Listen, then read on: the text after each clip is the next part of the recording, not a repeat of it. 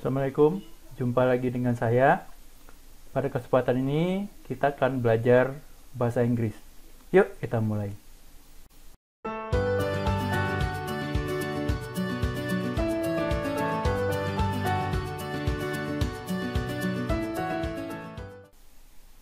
Ya, kita ketemu lagi ya. Kali ini dalam mata kuliah bahasa Inggris 2 ya untuk kesehatan lingkungan. Jadi untuk pertemuan pertama, ya, saya akan jelaskan dalam satu semester kita akan belajar apa aja. Kemudian di kampus kita sendiri untuk apa sih kita belajar bahasa Inggris? Nah, mari kita lihat apa yang akan kita pelajari dalam satu semester ini. Oke, jadi seperti yang kita ketahui ya, bahwa di banyak universitas ya, bukan di tempat kita aja, bahwa banyak digunakan bahasa Inggris, bahkan sebagai bahasa pengantar utama bahkan di beberapa universitas. Nah, jadi kampus-kampus mana aja nih yang pakai itu? Ya, terutama adalah kampus-kampus yang orientasinya atau visi misinya itu ke internasional ya. Dan kemudian untuk membekali mahasiswanya ya, lulusannya atau alumninya itu setelah lulus kuliah ya dengan kemampuan berbahasa Inggris ya, minimal bahasa Inggrisnya pasif lah ya, bukan bukan mahir ya, bukan mahir sekali. Kalau mahir alhamdulillah, kalau tidak mahir minimal pasif. Nah, di Universitas Indonesia sendiri ya, visi misinya sudah seperti itu ya. Jadi visi misi Ibnu Sina itu adalah menjadi kampus yang internasional ya, otomatis dibutuhkan outputnya atau outcome dari mahasiswanya itulah yang berkemampuan bahasa Inggris, supaya nanti di dunia kerja itu lebih mudah diterima ya, karena apalagi di Batam ya, peluang kerja itu kebanyakan menuntut kemampuan berbahasa Inggris. Alangkah ruginya Anda tinggal di Batam tapi tidak bisa bersaing ya. Jadi di aplikasi bahasa Inggris itu kompetensinya bagaimana sih, bagaimana cara mengujinya ya? Sejauh ini ya ada bermacam-macam ya metode pengujian kompetensi ya bahasa Inggris, baik di kampus-kampus maupun di industri. Nah, salah satunya atau beberapa antara lain adalah, yang pertama adalah TOEFL, kemudian IELTS dan TOEIC. Ya, di mana TOEFL itu kepanjangannya adalah Test of English for Foreign Language ya. Sedangkan IELTS ya atau IELTS ya kepanjangannya adalah International System of English Test ya. Kemudian TOEIC adalah Test of English as International Communication ya, jadi komunikasinya yang diutamakan. Nah, biasanya kalau Anda ya teman-teman mahasiswa setelah sarjana ya mungkin ingin melanjutkan ke S2, mungkin mau di luar negeri ya. Nah, salah satu syarat biasanya TOEFL, IELTS atau TOEIC ya. Salah satu ya, mana yang jadi standar dari tempat yang kita tuju. Begitupun juga di perusahaan-perusahaan ya. Mereka ada juga yang minta TOEFL, IELTS dan TOEIC ya. Kadang-kadang kemampuan bahasa Inggris itu mengalahkan orang yang berpengalaman tapi tidak bisa bahasa Inggris, bisa kalah mereka. Nah, alangkah beruntungnya orang yang bahasa Inggrisnya bagus. Nah, di Ibnu Sina sendiri ya, khususnya di Fakultas Ilmu Kesehatan itu ada salah satu dari tes ini menjadi syarat untuk memperoleh gelar S1 sarjana ya, yaitu kita pakai TOEFL. Nah, skor TOEFL untuk lulus di Ibnu Sina itu mintanya 475 ya. Nanti di akhir masa perkuliahan ya, sebelum Anda menempuh skripsi itu Ibnu Sina akan mengadakan tes TOEFL ya secara kolektif ya. Jadi sedikit banyak Anda harus melakukan persiapan supaya bisa mencapai skor tersebut. Ya, kalau tidak lulus ya ulang lagi sampai Anda mencapai skor tersebut, otomatis harus ada persiapannya. Nah, oleh karena itulah ya, dalam perkuliahan bahasa Inggris 2 ini ya, saya akan mengajarkan dasar-dasar atau tips dan trik dari TOEFL ya, Test of English as Foreign Language ya. Jadi dalam TOEFL itu ya ada 3 macam yang akan dites ya. Ada 3 macam yang akan dites. Yang pertama adalah listening skill ya. Listening skill ya. Itu yang tes pertama, yaitu session 1 ya. Sesi pertama adalah listening skill. Kemudian sesi kedua adalah grammar ya, atau dipecah ya, grammar ini dipecah menjadi 2, structure dan written expression. Yang ketiga yang dites adalah reading ya, kemampuan membaca ya, kemampuan membaca dalam bahasa Inggris. Nah, jadi untuk lulus TOEFL ini apakah harus hebat bahasa Inggrisnya? Enggak juga ya. Untuk mencapai nilai 500 itu tidak perlu hebat atau hafal semua vocabulary ya. Ada caranya. Ya, jadi kalau kita berlatih dan tahu triknya, itu tidak perlu kita bisa menerjemahkan ya. Orang cenderung kalau belajar bahasa Inggris cenderung terjemah ya, menerjemahkan. Ya, kalau kita bicara bahasa Inggris pasti mau berpikir bahasa Indonesia dulu, baru bisa berbicara bahasa Inggris. Ya, cenderung orang seperti itu. Jadi untuk mengerjakan TOEFL tidak perlu terjemah. Anda hanya perlu tahu garis besar apa yang dibicarakan dalam bahasa Inggris tersebut. Garis besarnya aja, atau key word ya, atau kata kunci. Ya, kuncinya aja nggak perlu seluruhnya. Ya, jadi untuk membuka pintu Anda hanya perlu kuncinya, tidak perlu melepas pintunya, betul tidak? Ya, jadi kira-kira seperti itu juga untuk mengerjakan TOEFL. Ya, jadi relatif mudah kalau tahu caranya. Ya, itu yang akan kita bahas nanti. Nah, jadi apa yang akan kita pelajari? Ya, 3 itu tadi. Ya, listening skill, structure and written expression, dan reading comprehension. Ya, khusus untuk reading comprehension ini diperlukan latihan yang terus menerus ya. Anda harus rajin membaca sesuatu yang berbahasa Inggris. Ya, mungkin dalam bahasa Inggris 2 ini kita tidak akan sempat untuk sampai ke reading comprehension, karena untuk listening dan structure itu memang perlu trik khusus ya untuk mengerjakannya. Sedangkan reading hanya perlu kebiasaan saja. Biasa membaca bahasa Inggris itu bisa mengerjakan reading.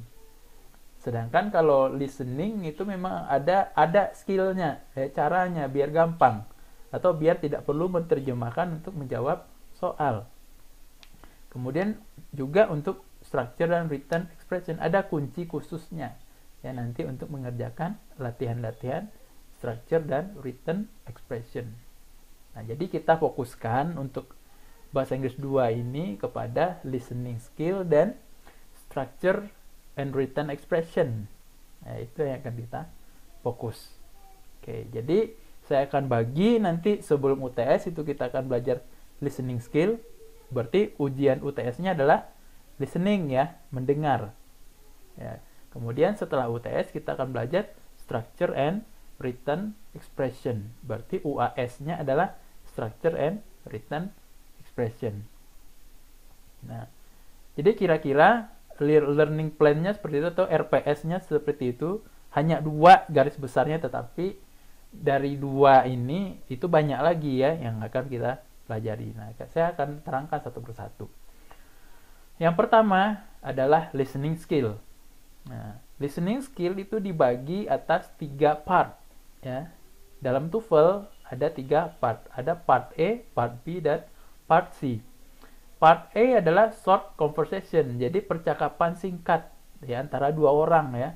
Jadi tanya jawab ya, jawabannya, pertanyaannya singkat dan jawabannya juga singkat ya. Jadi dinamakan dengan short conversation. Ya, jadi in part A you will hear short conversation between 2 people ya, after each conversation, you will hear a question about the conversation. The conversation and the question will be not repeated. Ya, jadi Anda akan dengarkan percakapan antara dua orang, biasanya maksimal 3 baris ya, 3 baris percakapan ya. Kemudian dilanjutkan dengan pertanyaan terhadap dari 3 baris pertanyaan tersebut. Nah, kemudian Anda isi jawaban yang berhubungan dengan pertanyaan dan percakapan tadi. Nah, part A itu dalam TOEFL ada 30 pertanyaan. Nah, karena 30 pertanyaan, jadi pertemuannya nggak banyak ya. Jadi part A ini sekitar 3 kali pertemuan ya. Berarti pertemuan 2, 3, dan 4 itu part A semua. Nah, yang kemudian selanjutnya adalah satu pertemuan aja ya kita untuk part B ya. Part B adalah long conversation dan part C adalah long talks ya. Sebenarnya kedua part ini triknya hampir sama ya. Triknya itu hampir sama karena long conversation itu sebenarnya adalah long talks tapi dibicarakan oleh 2 orang ya, percakapan yang panjang. Jadi satu orang bercerita sesuatu hal, kemudian orang lain menimpali dengan hal yang panjang pula. Ya, jadi hampir sama sebenarnya triknya. Jadi saya akan bagi part B itu satu pertemuan. Nah, 8 sampai 10 pertanyaan ya biasanya part B itu. Kemudian part C itu adalah long talks. Long talks itu biasanya adalah seperti dosen memberi kuliah di depan kelas seperti itu. Jadi dia sendiri aja yang ngomong. Ya, dia sendiri yang ngomong di depan kelas, kemudian akan ada pertanyaan terhadap apa yang diomongkannya sepanjang-panjang yang diberikan. Nah, biasanya part C ini adalah 10 sampai 12 pertanyaan. Oke, itu untuk yang pertama, listening skill. Ada 3 part itu kita akan bahas dalam 5 pertemuan ya. Jadi pertemuan 1 sekarang ERPS. Kemudian 5 pertemuan part A, B, dan C. Kemudian pertemuan ke-6 atau sesi ke-7 itu adalah kita simulasi ya. Simulasi UTS. Ya. Simulasi UTS. Jadi saya akan berikan latihan sebelum UTS ya. Kemudian baru kita UTS. Nah, jadi listening part A itu bagian-bagiannya ada 6 bagian ya. Ada skill 1 ya, skill 1 itu restatement judulnya, skill 2 itu negatives, skill 3 suggestion, kemudian skill 4 itu passive, kemudian skill 5 who and where, dan skill 6 adalah agreement.